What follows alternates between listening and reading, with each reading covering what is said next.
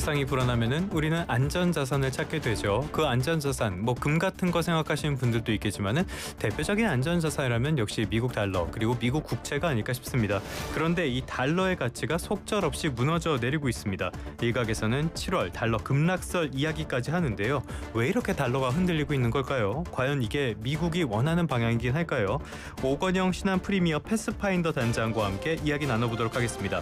단장님 나와 계십니까? 네, 안녕하세요. 예, 안녕하십니까. 달러 가치라고 하면은 달러 인덱스 이 지표로 주로 보는데요. 이 지표 많이 하락한 거죠? 네, 이제 아무래도 우리나라 사람들 같은 경우는 이 달러 인덱스도 보지만 마찬가지로 이제 달러 원 환율도 같이 보게 되겠죠. 그쵸, 예. 일단 먼저 달러 인덱스 말씀해 주신 것부터 말씀을 드리면 이게 연고점이 110 정도 됐어요. 네. 근데 110포인트에서 지금 현재 96포인트 정도까지 내렸으니까요. 10% 이상 하락을 한 거고 예. 이거는 3년 4개월 만에 거의 최저치다. 이제 이렇게 보시면 될 것 같습니다. 네. 그리고 이제 우리한테 익숙한 달러 원 환율 같은 경우는 이게 연고점이 1,487원 정도 됐는데요. 이것도 이제 큰 폭으로 하락하면서 현재는 한 1,350원대 초반까지 그러니까 이제 실제로 10%까지는 아니지만 8, 9% 정도 이제 하락을 한 거니까요. 예. 원달러 환율이라든지 달러 인덱스를 봐도 달러 약세가 단기에 되게 두드러지게 나타났다. 이 정도 해석은 가능할 것 같습니다. 이게 우리한테 좋은 건지 나쁜 건지 잘 모르겠네요. 달러 네. 인덱스 가치는 2022년 2월 이후에 최저점까지 떨어졌다. 자, 그런데 지금 트럼프 대통령이 처음 취임할 당시에만 해도 트럼프가 하는 많은 정책들을 봤을 때 강달러로 갈 가능성이 있다. 그리고 달러 인덱스가 오르기도 했었거든요. 그런데 지금 상황은 정반대로 가는 것 같아요. 이거는 어떤 배경으로 봐야 되는 겁니까? 네, 이제 사실 연초만 해도 달러 원 환율이 1,480원을 넘으니까요. 이제 예. 많은 분들도 트럼프 행정부 시기는 결국엔 강달러다. 이제 이런 데 무게를 좀 많이 뒀던 것 같아요. 근데 그 이유 중에는요. 첫 번째는 미국 예외주의라는 게 존재를 했습니다. 예. 그게 뭐냐면 트럼프 트레이드란 말이 작년에 나왔던 것처럼 트럼프는 관세를 부과하게 되고 그러면 이제 다른 나라의 성장, 그 부를 갖다가 미국으로 가져오겠다는 얘기가 되죠. 예. 두 번째는 감세를 통해서 미국의 독보적인 성장을 만들 것이다. 이제 이런 얘기가 나오는 거잖아요.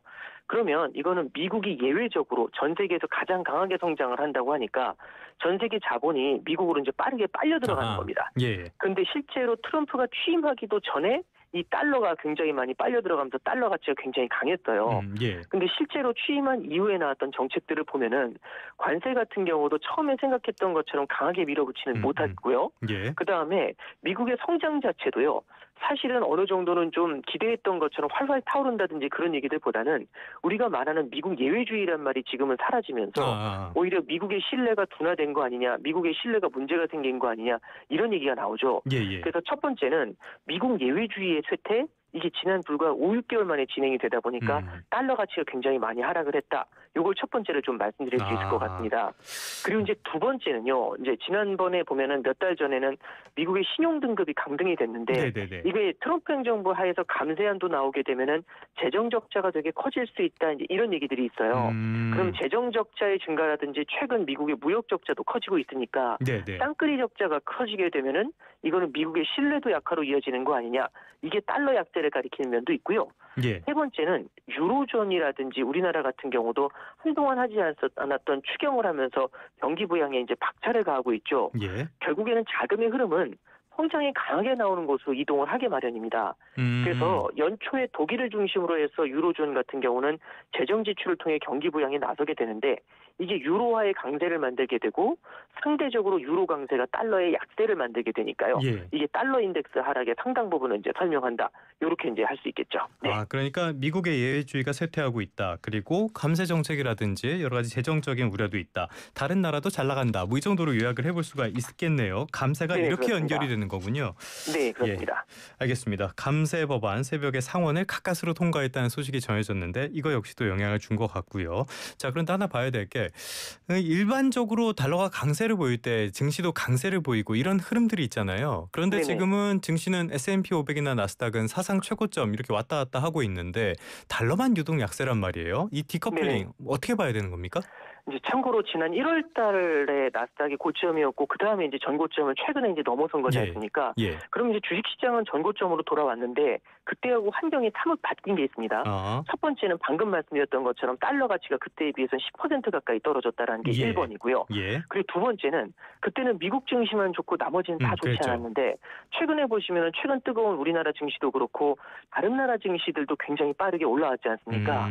그러면은 달러가 강세를 보이면서 미국 증시가 올라가는 케이스가 있고 이번 같은 경우는 달러가 약세를 보였는데 미국 증시가 올라간 겁니다. 예. 이 차이의 근본적인 게 뭐가 있냐면 달러가 강세를 보이면서 미국 증시가 올라갈 때는요.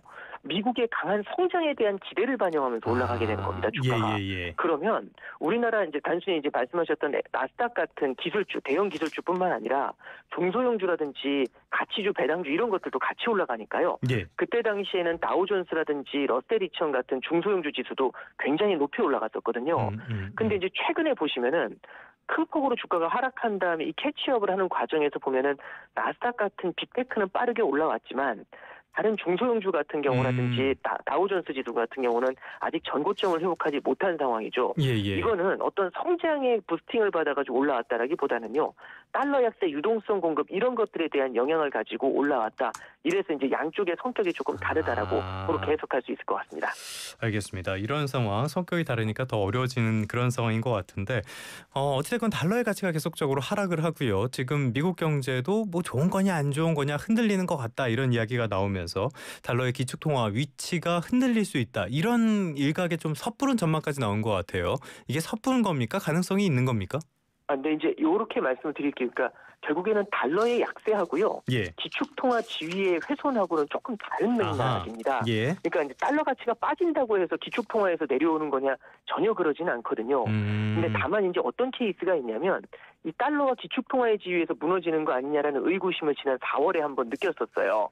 어떤 경우가 있었냐면 예. 참 이례적인 케이스인데요. 저도 이제 마켓을 오래 봤지만 이런 케이스 별로 못 봤습니다. 어떤 케이스냐면 미국의 주가가 하락을 하잖아요. 네. 그럼 일반적으로 달러가 안전자산의 성격을 보이면서 달러 가치가 튀어야지 그렇죠. 정상이에요. 예. 근데 지난 4월 달에는요.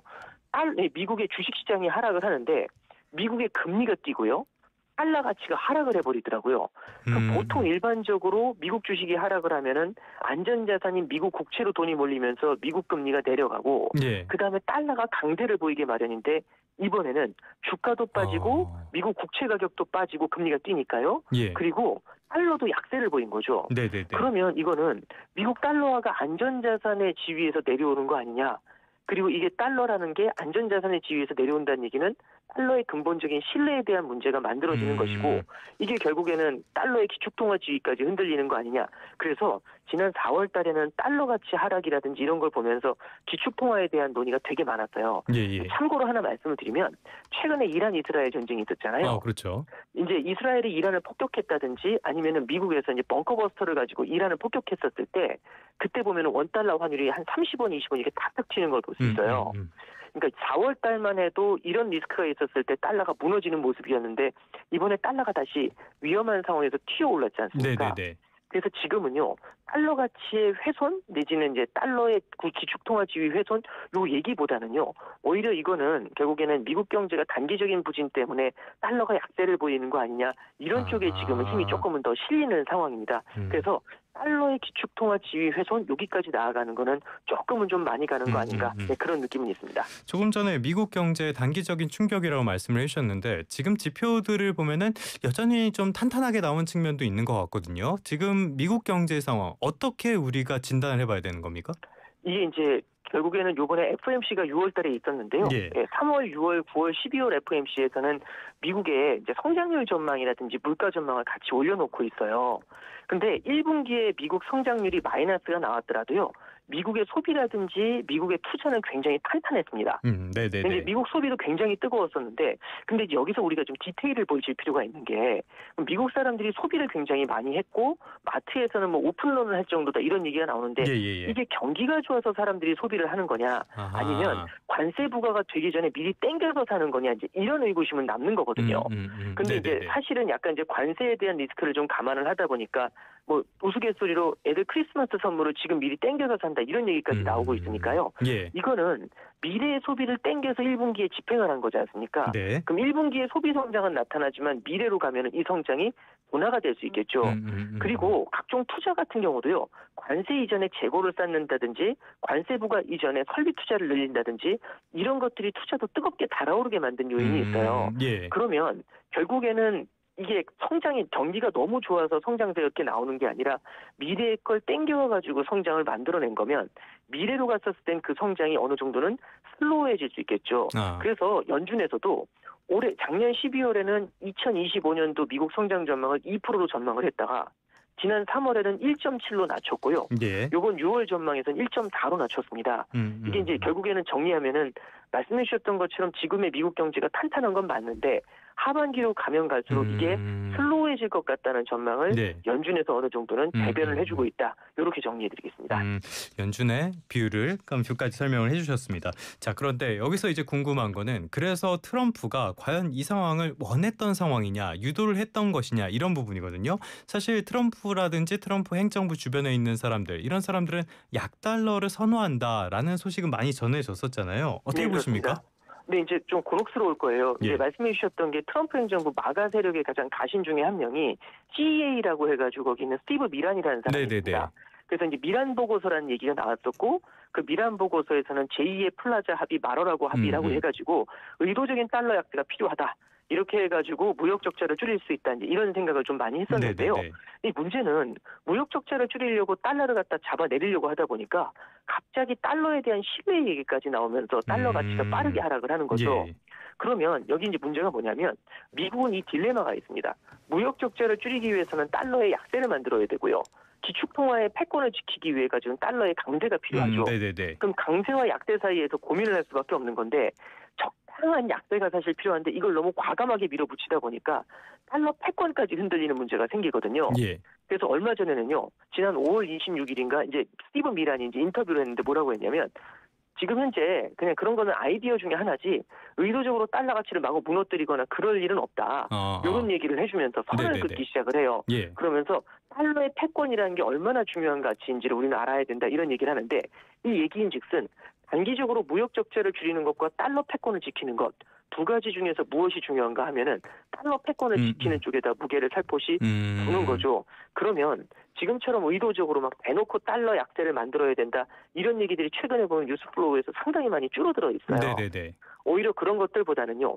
자연스럽게 미국의 10년 국채 금리를 낮추는 쪽으로 해가지고 시장 원리에 의해서 달러 약세를 천천히 몰아가는 방법들 이런 쪽으로 트럼프 행정부에서도 좀 기획을 하지 않겠는가 그렇게는 좀 바라보고 있습니다.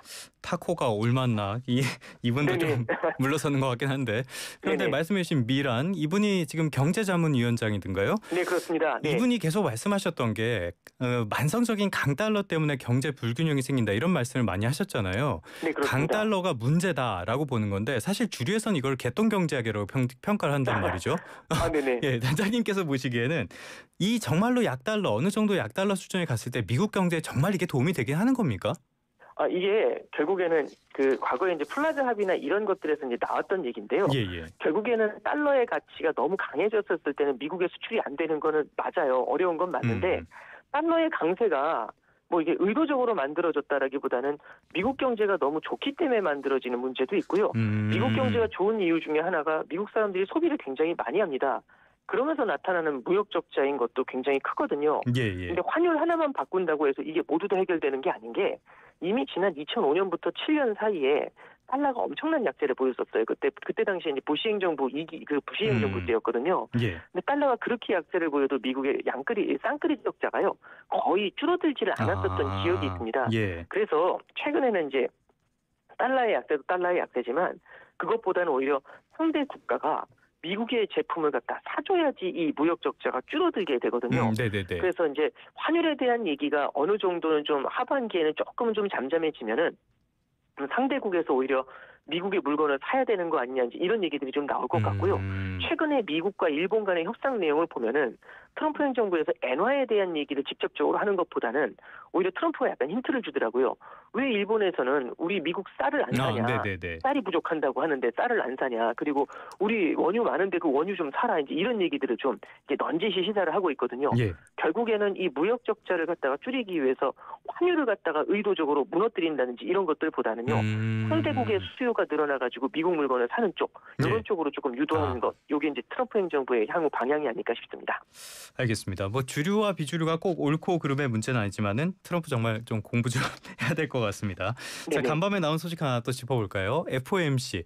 최근에 트럼프가 연준 의장, 파월 의장을 굉장히 노골적으로 원색적으로 비난을 하고 있단 말이죠. 그런데 거기에 대해서 파월 의장은 관세 아니었으면 금리 낮췄다 이런 식으로 대응을 했더라고요. 네네. 금리 인하 이런 것들이 달러 가치를 끌어내리는 요인으로 봐야 되는 거 아닙니까, 이것도? 네, 이제 그 말씀이 맞는데요. 이제 문제는 이 관세라는 게 워낙에 불확실성을 높이고 있는 거지 않습니까? 예. 그래서 이제 파월 의장 같은 경우도 사실은 연초에는 기준금리를 조금 더 전향적으로 내릴 맞아요. 것이다 예. 이런 식으로 얘기를 하다가 일시적인 관세의 문제다라고 했다가 이걸 지금은 관세에 대한 불확실성을 보다 크게 피력을 하고 있어요. 그래서 이제 오늘 새벽에 있었던 어젯밤이었죠. 어젯밤에 있었던 그 이제 신트라에서 있었던 그 회의에서도 사실은 이 관세의 불확실성이라는 건 우리가 예측하기 어려운 영역이라는 걸 얘기하고 있는 거죠. 예. 만약에 이게 지금 이제 미국은 이미 4년 동안 인플레이션을 겪고 와서 인플레이션에 대한 기대 심리가 높아져 있는 상황인데 여기서 만약에 관세로 인해서 인플레를 다시 자극하게 되면은 이 인플레이션이 고착화될 수 있는 두려움이 생길 수가 있어요. 예. 그래서 중앙은행 입장에서는 신중할 수밖에 없는 거고요. 만약 이런 상황에서 만약에 이제 트럼프 행정부의 어떤 정치적인 압력으로 파월 의장이 금리 인하로 만약 전향을 하게 된다. 그래서 예상 외의 금리 인하를 하게 되면은 말씀해 주셨던 것처럼 달러 약세 속도가 조금 더 빨라질 가능성은 있습니다. 그냥 트럼프 때문에 화나서 하신 말씀은 아니다. 자, 그런데 그러면 끝으로 이거 하나 여쭤볼게요. 자, 지금 달러가 약세를 보이고 있고요. 향후 전망에 대해서는 많이 엇갈리는 것 같아요. 단장님께서 보시기에 만약에 달러에 관심이 있다. 그러면 지금이 투자할 만한 적기라고 말씀하실 수 있겠습니까? 이제 달러를 갖다가 살 때요. 단기 달러의 환율 전망을 보면서 달러를 샀다 팔았다 하는 거는 개인 입장에서는 굉장히 큰 실패 요인이 될 가능성이 높아요. 예. 그냥 저희들끼리 농담처럼 하는 얘기지만 환율은 귀신도 모른다 이런 얘기들을 많이 하거든요. 오히려 그렇게 단기적인 흐름을 갖다가 따라가는 것들보다는요.